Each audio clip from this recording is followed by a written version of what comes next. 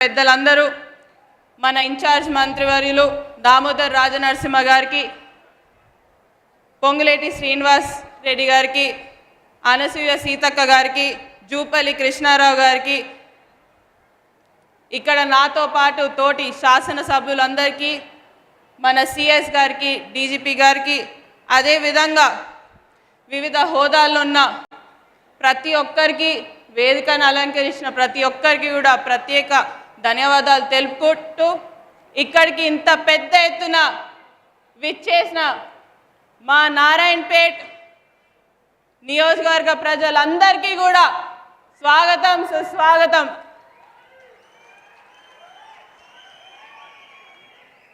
ఈరోజు చాలా చాలా సంతోషమైన రోజు నాకైతే.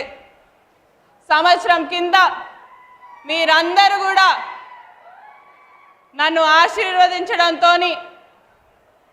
గెలిచాను. తర్వాత నుంచి ఆ రోజు చెప్పాను, ఏదైతే 10 సంవత్సరాల నుంచి ఒక లెక్క ఉంటే ఇప్పటి నుంచి గెలిచిన తర్వాత నుంచి ఒక లెక్క అని ఆ రోజే చెప్పినాను. ఈరోజు మన ప్రాంతానికి 1000 కోట్ల నిధులతోని చాలా అభివృద్ధి కార్యక్రమాలని ఈరోజు మనం శంకుస్థాపన చేసుకున్నాం.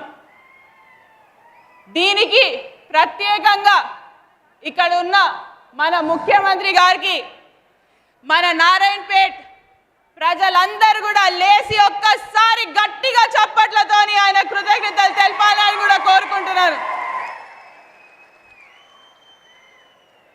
ఈడ చాలా మంది ఉన్నారు, మహిళలు ఉన్నారు. మహిళా సోదరుమణులకైతే నాకు ఎప్పుడైనా ఏ సభకు పోయినా అన్నలు ఎక్కువ కనిపిస్తారు, తప్పుగా అనుకోకండి అన్న.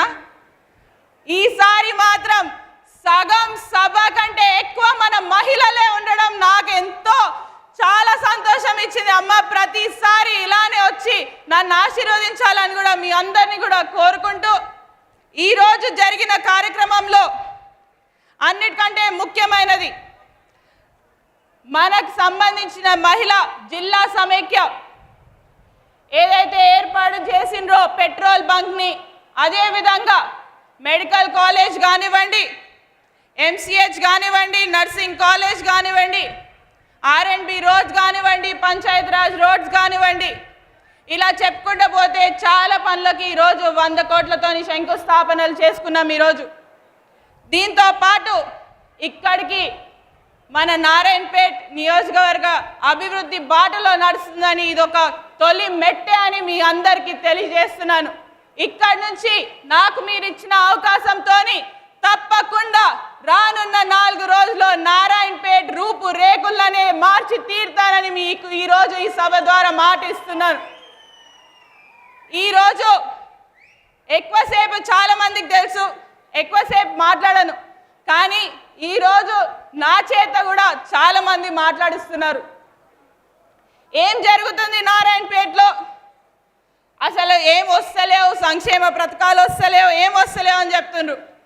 కానీ అన్న, మా నారాయణపేట నియోజకవర్గానికి సంబంధించి అయితే 200 ఉచిత కరెంటు, దాదాపు 40,000 గృహాలకి ఈరోజు ఉచిత కరెంట్ మనం ఇస్తున్నాం. అదేవిధంగా దాదాపు గ్యాస్ సబ్సిడీ అనేది కూడా 80% మందికి ఈడ ఇస్తున్నాం. దీంతో పాటు ఇంకా చెప్పుకుంటూ పోతే చాలా ఉన్నాయి, ఒక్కొక్కటి కూడా చెప్పుకుంటూ పోతా.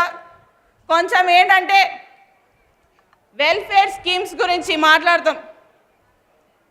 రైతు రుణమాఫీ ఇప్పటికే మనకు దాదాపు 200 కోట్ల రైతు రుణమాఫీ మన నియోజకవర్గానికే జరిగింది. ఇంకా మిగిలిందంటే ఎక్కువ లేదన్నా ఒక 50 కోట్ల వరకే మిగిలింది. అది కూడా మరి దీంతో పాటు రైతు భరోసా ఇప్పటికే అందరికీ పడుతూనే ఉంది. మహాలక్ష్మి ఫ్రీ బస్లో మా మహిళలందరూ కూడా ఈరోజు దాదాపు 1,26,00,000 మంది ఈరోజు ప్రయాణించిండ్రు.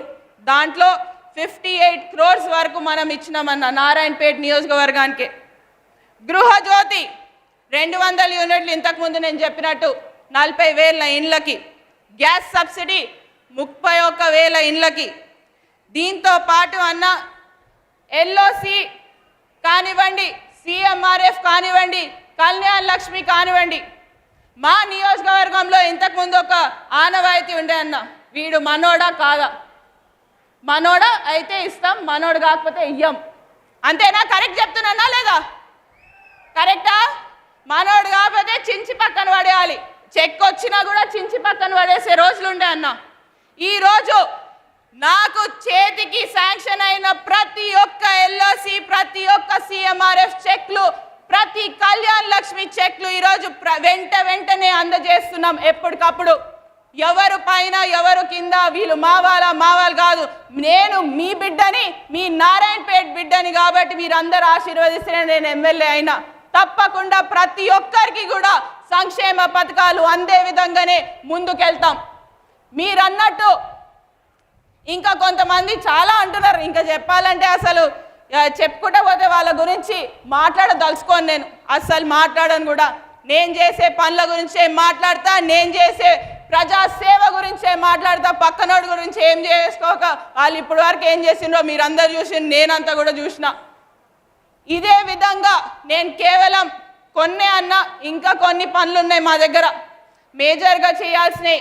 మీరు ఎలా అయినా సాగునీరు ద్వారా మనకి మక్తల్, నారాయణపేట, కొడంగల్ లిఫ్ట్ ఇరిగేషన్ ఎలా అయినా ఇచ్చిండ్రు, అదే విధంగా ఇంకా కొన్ని ప్రాంతాలు ఉన్నాయి చిన్న ఇరిగేషన్ స్కీమ్స్ ద్వారా, కొండాపూర్ కానివ్వండి, లేకపోతే అటువైపు కోయల్కొండలో గణపతిరాయ్ చెరువు కానివ్వండి, ఈ రెండు చేస్తే మాత్రం తప్పకుండా నీళ్లు పూర్తి స్థాయిలో నారాయణపేట నియోజకవర్గానికి మొత్తం కూడా అందుతాయని మీకు ఇక్కడ నుంచి మా రిక్వెస్ట్ అన్న.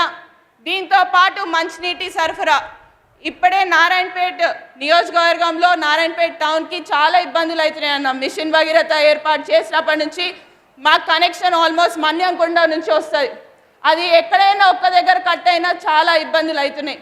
దానికి ఏదైతే ఆల్మోస్ట్ ఒక మిషన్ భగీరథ అప్రోచ్గా మీకు ఒక లెటర్ ఇవ్వబోతున్నాము. దాంట్లో మక్తల్, నారాయణపేట, కొడంగల్ వరకు నీళ్ళు వచ్చే విధంగా ఆ ప్రపోజల్ అనేది తయారు చేయించాము, డిపిఆర్ అనేది ఉంది. అది ఒకసారి మీరు చూసి తప్పకుండా మాకు శాంక్షన్ చేయాలని కూడా కోరుతున్నాం.